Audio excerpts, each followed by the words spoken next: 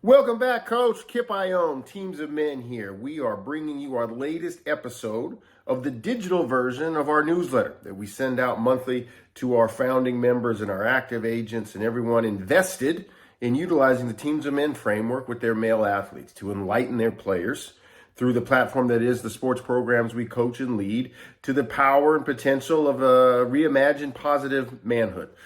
This is I think it's our fourth edition of the digital version. You can subscribe, hit here to subscribe and follow our channel, but you can also then subscribe in the link in the description of the episode to our written version you can get via email, because we know so many of you would prefer to read it on the phone, and then some of you prefer this format that we like to do as well, which is our long form kind of journalistic news edition that we put up on our YouTube channel, which has been growing steadily for us, and we're excited about it. On this edition, we've got three main shares for you. A lot of it is reflection prompts from me, discussion prompts from me, and snippets from the videos we think you can use, and we'll obviously put the links in the descriptions as we go, that you can use with your players, either sharing via the team text thread. You can just send the videos now and ask for reflections, or if you are in season, if you're a spring sport and you're in season, or if your football spring season's about to start, your soccer spring season's about to start, why not splice this in to what you're already doing? Teams of Men, the HuMANiTEAM Report, digital video edition. All right, here's our first one, Coach. And this one, let me go on a little mini rant before I show you the video that prompted me to write about this and share it with you.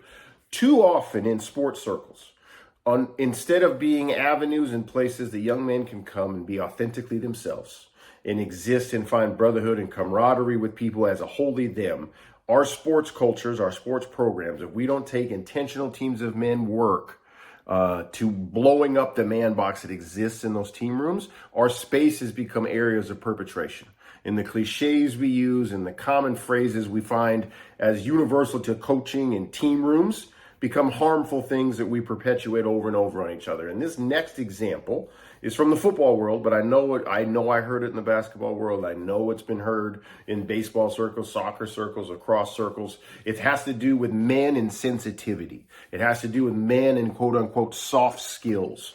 I'm going to play the clip for you in a minute. It's from one of ESPN's program where Bart Scott is responding to something that Micah Parsons said, which got on my radar because obviously everybody knows I'm a Dallas Cowboys fan. But I want you to think about and hear the way he uses the word sensitive and the way he applies it when describing Micah Parsons. So let's flip over to that real quick, and then we'll come back and debrief even more. No, bro. I'm talking on that defensive side because that's who didn't show up. Like, I don't expect Dak to get in defensive players' face and say, not today. If you're going to be that generational player, if you're going to be that Lawrence Taylor player, like, listen, I played around great players that, Michael Parsons is supposed to be that. Ray Lewis ain't letting no team show up and lay no dud. Ed Reed ain't letting no team show up and lay no dud. Darrelle Reeves ain't showing up letting nobody lay no dud. He going to perform and play with such an energy that's going to make everybody else play. So that's what I'm talking about. He's lacking leadership, right? He doesn't understand what winning in this league is all about. Is he a great player? Yes. But just because you're a great player don't mean you're a great leader. He needs to go to a leadership school and learn how to lead by example and quit talking so much and being so damn sensitive. You're a linebacker. That's supposed to be a tough guy spot. He's the most sensitive guy I've ever seen. He responds to everything. Get off of social media. Quit tweeting. Quit talking about responding and go back. Did you see it there, Coach?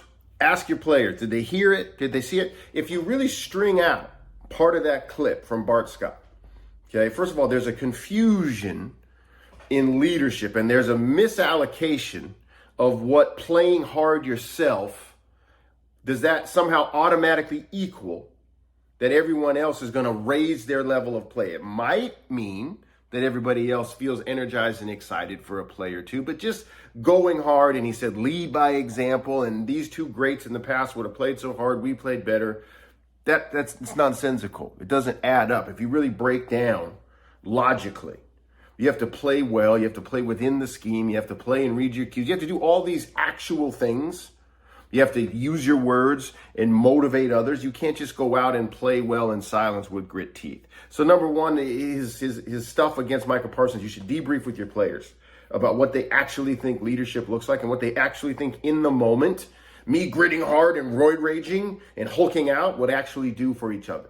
Because that's a misnomer and a misconception, something we slide back into as coaches and players when we don't really have an answer to why we're losing. Okay. Secondly, when he went into "you're so damn sensitive," it's a misuse of the word. Okay. Because what he's really upset about, okay, is not sensitivity as much as it is rabbit ears, and that Micah feels the need to respond to a lot of critique. So if he wanted to say, hey, I wonder about resilience in the face of criticism, that might be legitimate, because those are two defined emotions and traits that we can all agree are probably helpful on the stage that is pro athletics. But sensitivity in and of itself inherently is not a weakness. Sensitivity most likely means you are attuned to and can name the state of emotions and feelings other people are experiencing around you, and then you can make better choices on how to navigate, exist with them, and then sometimes help them process through those emotions. If you are ignorant to other people's feelings, if you are the robot and the non-sensitive that all these people claim in these poor cliches and these tired tropes about manhood, especially in the world of athletics, if you are not sensitive, then you are going to be a horrific teammate to be around, because you are not attuned to what anybody needs. You are strictly yourself. So coaches can't have it both ways. They can't claim and want people to be unselfish and all about the team, but then have people completely unable to speak to the team or feel the team. Sensitivity itself is a superpower. It is a connecting point, and it means a person is able to read the room, which we all want them to be able to do. Okay? If you want to dive into what do we do in the face of criticism? How do we navigate through external noise? That's a whole nother discussion. Name it. Okay, this next one, Coach, I want to launch and let you listen to Shaq on a podcast with Jason Kelce. This was prior to Jason Kelce announcing his retirement from the Eagles and from the game of football. But this is great across, especially if you have multi-sport athletes in your team room. They can speak to either one of these legends in their particular fields. But they're talking about Shaq's giving Jason Kelce advice. And in terms of advice, he's giving him a bunch of what not to do's, because Shaq is admitting to failures he had. So I want to play it for you, play it for your players, and then come back to this and use the questions we give you as debrief moments for them. Enjoy your family, brother. Thank you. I made a lot of dumb mistakes to where I lost my family and I didn't have anybody. That's not the case for you. So enjoy your beautiful wife, enjoy your beautiful kids, and never dwell on what we had. Yeah. What we had is what we got. You got the ring. People know who you are. Enjoy it. Because again, I was an idiot. And I've talked about this a long time. Lost my whole family. Been a 100,000 square foot house by myself. My advice. How powerful was that? So ask your players right now. Say, guys, when Shaq says, I was an idiot and made a lot of mistakes and lost my whole family, what do you think Shaq's referring to? Have your guys make a list of what are type of mistakes that somebody as rich, famous, and powerful as Shaq could make that would cause him to reflect all these years later on why, and like he mentioned, he's in his 100,000 square foot house by himself.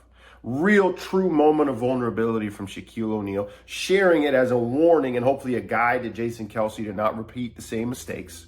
But ask your players, guys, what are those mistakes? And then after you get a list of what might be the mistakes your players list that Shaq would lose his family over, his wife and kids, then say, what do you think those mistakes Shaq made were rooted in? What were the causes of him making those choices if he's now admitting it cost him everything? And I bet you, Coach, if after you get that list of causes, you'll see the man box rearing its head. I bet it had to do with Shaq performing to more of, because I have the money, because I'm famous, now I have to have X, Y, Z in the bedroom and sexual conquest and how I treat people, the material needs I go after. And now you see him, a wiser, older version, saying, the material shit don't mean nothing. Huge, powerful, use this. Team text thread, team email, put it up in a meeting. This will resonate with your players because it won't be from you. It'll be from famous athletes that maybe they have a connection point to or are more willing to listen to. Okay, last one, Coach, and this is a 2-part video. So you're going to break it up and you can use it with your players. You can send it out in 2 different parts and get reflections back in 2 different parts, or in the middle of the meeting space, even better, show it, reflect, share, show the next part, reflect, share, come together. But this is awesome in terms of what actual healthy relationship skills may or may not look like.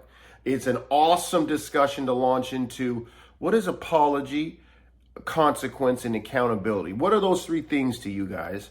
And how do they relate to each other? What is the formula they exist within together after we've caused harm? So I'm going to play the first clip for you. And it's an interview where the podcast host is asking a young man who's married to share what his struggles, what his strife are. So I'm going to part one right now. Is marriage, right? Marriage. Oh, It's tough. how long you been married? 7 years. When I first got married, Got kids? 2 by my wife. Why you say it that way? 2 by. I'm overcoming. I'm overcoming this adversity. You have 2 by your wife, which means you got some other ones. I have 1 more. How old is that 1 more? He is turning 2 in December. Exceeding, excelling, and overcoming. I'm surviving it. I'm 2 years past. Well, you're not surviving it. It's something that you did. Oh, most definitely. But I'm still me and my wife. We still rocking. Like I'm surviving. It's tough. She's overcoming. Oh, she definitely is. You obviously did something you weren't supposed to do. I think you need to learn how to exceed and excel as a husband. So tell me how you're. Man, and the host did my work for me, where he said, wait a minute, she's overcoming. She's gone through stuff. You're the cause of this harm. How is it that you're overcoming? All this angst and strife you feel, you did this. Your infidelity caused this. Share that with your players. Discuss that with your players. Do they see actual accountability in the husband reflecting? Is that what accountability looks like? Or does it feel like an apology as a means to escape? Now, go to part 2, because the podcast follows up. The podcast host, follows up and asks the young man, how is he now trying to exceed and excel as a husband in light of the damage he's done to the relationship with his infidelity? And now watch this exchange. As a husband, that was the question. Yes? Mm-hmm. Your best answer was sending a heart with an extra heart every day. I'm giving tactics. And he lasted for 21 days. So he sent her 21 hearts. Yeah, I'm giving you. But that's the first example, the best example of exceeding and excelling as a husband? Nah, I'm giving you examples on like things to do that could. I'm not asking the tactics to teach me. I'm asking you. How do you messed up? You've done something wrong. 100%. And she feels a way about it, I'm sure. My question to you is, how are you exceeding and excelling even after the thing that you went through? How are you, Ja, exceeding and excelling as a husband? You've got to give me a better answer than sending her a heart every day. How good is that? Now ask your players, fellas, when you heard from the husband saying, yeah, I texted an emoji of a heart to my wife who I cheated on and had another baby with another woman. I sent her a single emoji heart, and my plan was to do it for a year. And I made it 21 days and couldn't do it anymore. But I'm exceeding and excelling. That's the struggle in my life. What is their response to that? Okay. Where does that land in our visions of what makes a good person, what makes a good husband, what makes a good partner? How does this square? Okay, and this is not me preaching that people are irredeemable, that this person has done, but we can't begin to make amends until we accept the weight of what we've done and we make actual big concessions to new beginnings and new behavior changes. Me tweeting a text, an emoji out that takes me bang, bang, bang, bang, bang, done. How does that make amends for infidelity that led to a child outside of our marriage with another person? It doesn't. So now you've laid the groundwork, Coach. You've got so much there that podcast did for us. Play that for your guys and launch into the discussions. And tell them, ask them, hey, if this was you, if this was a friend, look at the modeling the host has done here. If they're let's assume the host and the guest are friends. The host doesn't let him get away with his bullshit. The host loves him to the truth. The host calls him out and then calls him up to be better. He doesn't co-sign with weird laughter, silence, head nodding. He doesn't co-sign bullshit. He asks and uses curiosity to probe more out of his buddy to be a better person. What about that skill set? That's another example of healthy relationships. If those two are friends, how do we call each other up in ways that doesn't co-sign, also doesn't exclude and remove you completely, but tells you to continue this relationship, to continue to be in our space? We require you to level up your humanity. And we're going to hold you to that. Think of the power of that in your team room if your staff and your players embrace that. There you go, Coach. Another great episode, digital version of our HuMANiTEAM Report. So as always, these HuMANiTEAM Report digital versions usually come out 2 to 3 weeks behind what the emailed versions are. So it's best to subscribe to both. Subscribe to our YouTube channel, like, subscribe, follow here, and then sign up, the link's in the description, for our written version so you don't miss out on any of this. In addition, here on the YouTube channel, don't forget to check out our Journey and Reflection series, which gives you 4 or 5 questions that I'm chewing on once every 3 weeks that you can use with your players in a lot of different formats to keep them diving into what makes them the person they are and how they continue to try to level up who they are as people, improve their skill development in their humanity. And also check out our We Read It So You Can Act On It series, where we do the hard work of deep diving the latest research, studies, scientific journals, papers on education, coaching, sexual assault, gender violence prevention, all the areas that intertwine to make the Teams of Men framework. And then we give you takeaways, so you don't have to read the full PDF. You can just take the takeaways from our video series and go use them with your players today. Teams of Men.